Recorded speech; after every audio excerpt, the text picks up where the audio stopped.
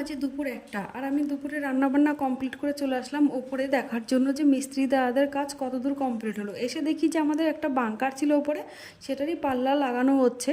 তারপর এদিকে দেখো আমাদের এই যে আলমারিটাও কমপ্লিট প্রায়, এর এখন হ্যান্ডেল লাগানো হবে আর আয়নাটা লাগালেই হয়ে গেল। আর এদিকে দেখো কোকো ছেলের সাথে খেলা করছিল। তারপর যেহেতু টাইম অনেকটাও হয়ে গেছে, তো দুপুরে খাবারটা আবার সেরে ফেলতে হবে। আর এখান দেখো আজকে রান্না করেছিলাম ভাত, কাতলা মাছের ঝোল, আর করেছিলাম শাক দিয়ে ডাল দিয়ে। তারপর খাওয়া দাওয়া কমপ্লিট করে সমস্ত বাসনপত্র ধুয়ে চলে আসলাম ওপরে, যে দেখি আর একবার দেখে আসি। এসে দেখি যে ওদের কাজ কমপ্লিট হয়ে গেছে।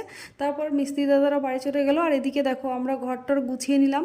তারপর চান দান করে, এই যে আমাদের ছিল আজকে বিবাহবার্ষিকী, তো কাউকে কিছু বলা হয়নি, তো নিজেরাই কেক টেক কেটে নিলাম। কারণ আমাদের বলার ইচ্ছা ছিল, কিন্তু বাড়িতে এত ধুলোবালির কাজ হচ্ছিলো, তো সেই জন্য আর কাউকে বলা হয়নি। তারপর দেখো রাত্রে ডিনারে বানিয়েছিলাম মটন বিরিয়ানি, তো সেটা দিয়ে আজকে ডিনারটা সেরে নেবো।